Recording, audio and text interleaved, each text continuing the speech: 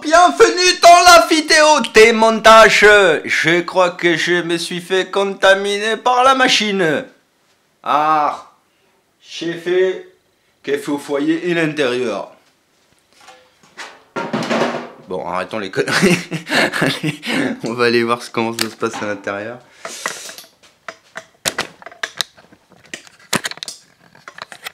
J'espère qu'on va pas me traiter de raciste.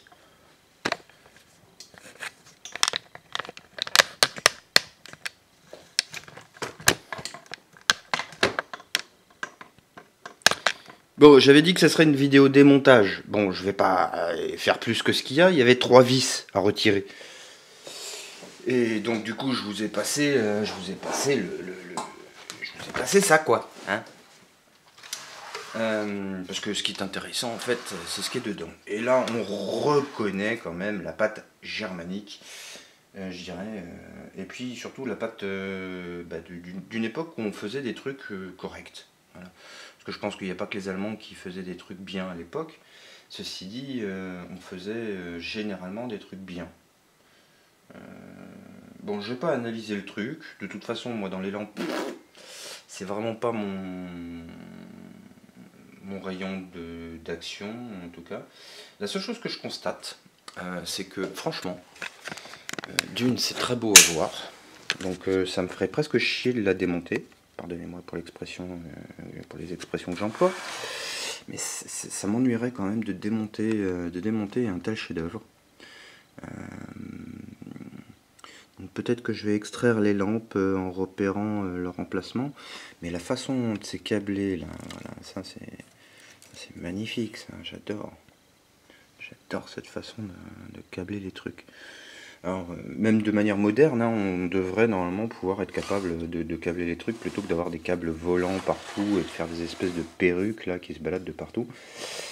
Non, je dois dire que c'est beau, c'est très beau.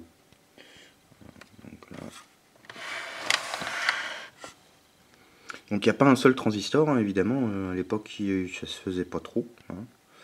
Alors, je sais plus de quelle date, j'ai repéré la date là sur le cul du boîtier. Voilà, donc là, bon, là on a le moteur qui entraîne le plateau, un joli transfo. Voilà, il y a tout qui est monté dessus, hein, les supports de fusibles et tout, c'est assez rigolo.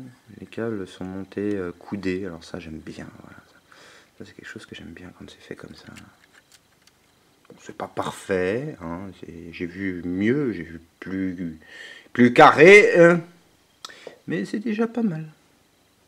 Voilà. Bon, il y a 2-3 petits trucs comme ça qui émanent de la machine, qui de temps en temps comment dire, hein, je crois que vous savez ce que je veux dire. Bon, bah il n'y a pas grand chose à dire en fait, hein. C'est bien, c'est beau, c'est boche. Mais c'est bon, c'est juste un trait d'humour. Voilà. Bon, en fait, c'est très vide. Il y a quelques lampes. Je présume que rien du tout. En fait, j'y pige que dalle. Je reconnais bien les composants, si vous voulez. Je me doute bien de quoi il s'agit. Là, par exemple, ce transfo là, il me perturbe. Alors c'est peut-être un transfo son, enfin, je sais pas, c'est très bizarre, très bizarre. C'est entre le transfo et le relais.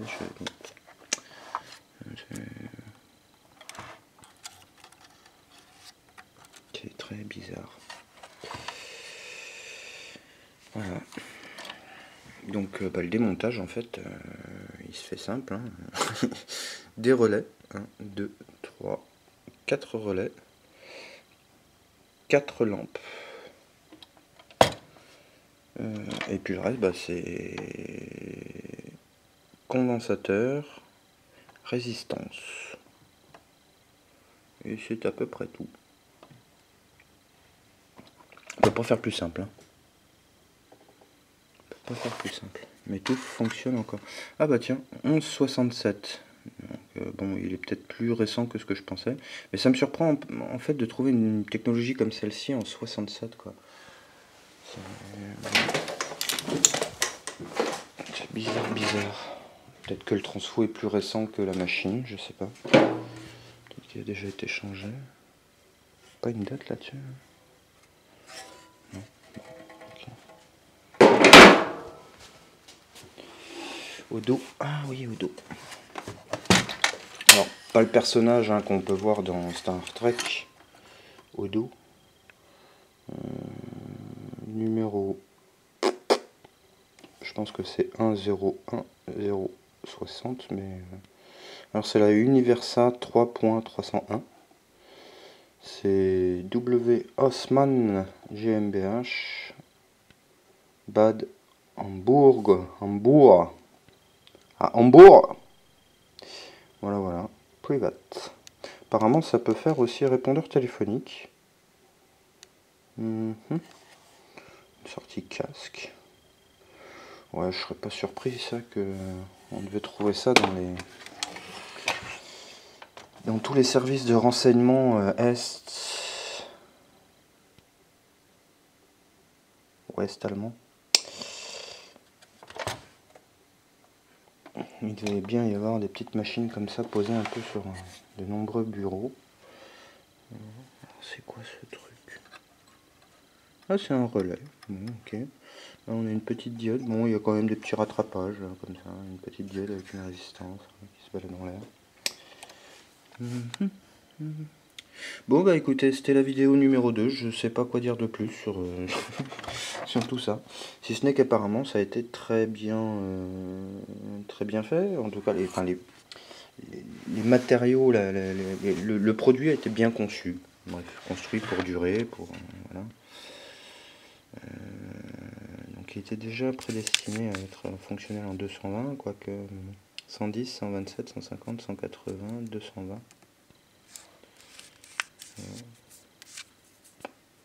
Alors je sais pas pourquoi 180, 150, c'est étrange. 110, 127 je comprends, mais cela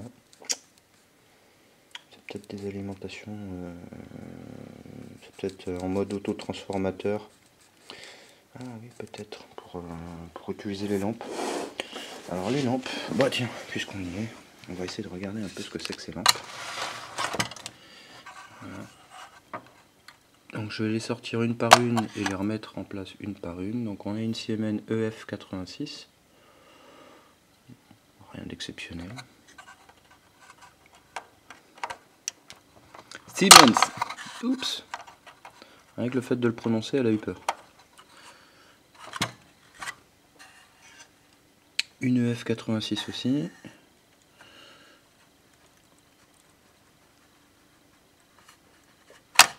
Oups. Une EL95. Valvo.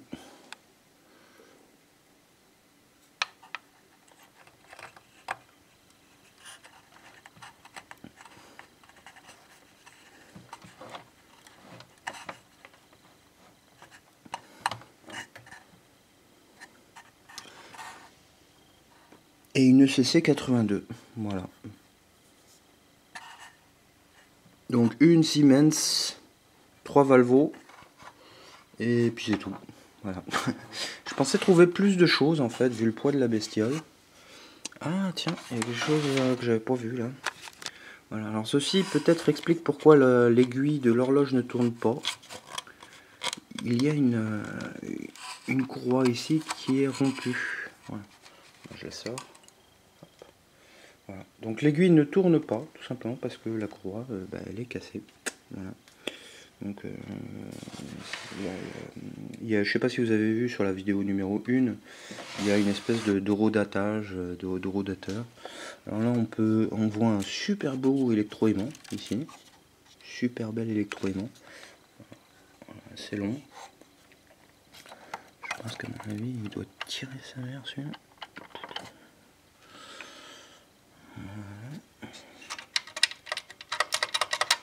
Voilà. Ouais, bon. Bah écoutez.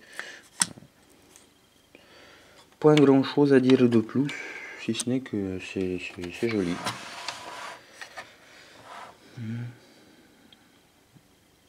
Je me demande si le condensateur est encore à la bonne valeur. priori tout fonctionne correctement, il n'y a pas de problème particulier. Ah tiens, de la bakélite, ça fait longtemps que j'en ai pas vu. Alors le boîtier, ce qui me surprend, c'est le boîtier, on dirait du plastique, mais en fait c'est une espèce de... c'est métallique. Je sais pas, c'est bizarre.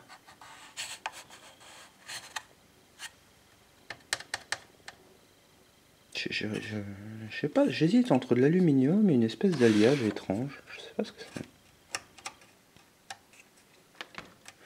Enfin voilà, bon, bah écoutez, je crois qu'il n'y a pas grand chose à dire de plus. Si ce n'est que voilà, c'était très joli. Alors question, est-ce que je le démonte rien que pour récupérer 4 lampes? Je sais pas, c'est une technologie assez intéressante, en ce sens que voilà, c'est quand même fonctionnel, c'est joliment fait, je trouve que c'est voilà, plutôt sympa. Bon bah écoutez, n'hésitez pas à mettre... Ah oui, c'est vrai que vous allez voir cette vidéo donc sur Dailymotion. Et sur Dailymotion, il y a des trucs qui sont à peu près pareils que sur les autres trucs. Vous pouvez cliquer sur le petit cœur, voilà, si cette vidéo vous a plu, ce qui m'étonnerait un petit peu, parce que bon, généralement je soigne pas vraiment mes vidéos. Mais enfin bon, on sait jamais, hein, ça peut peut-être vous plaire. Et puis éventuellement, vous pouvez aussi vous y abonner, parce que peut-être que par la suite je ferai des efforts pour essayer d'améliorer le truc. Et puis peut-être que vous pouvez écrire des trucs, je sais pas. Enfin bon bref. Et puis vous pouvez aussi retrouver Whatseed, What Can I Do sur Facebook. Voilà. Et puis peut-être bientôt sur vk.com aussi. Donc bah, je vous dis à une prochaine pour une prochaine vidéo, quoi. Et sur ce, j'allais dire une connerie. Bonne fin de journée. Ciao.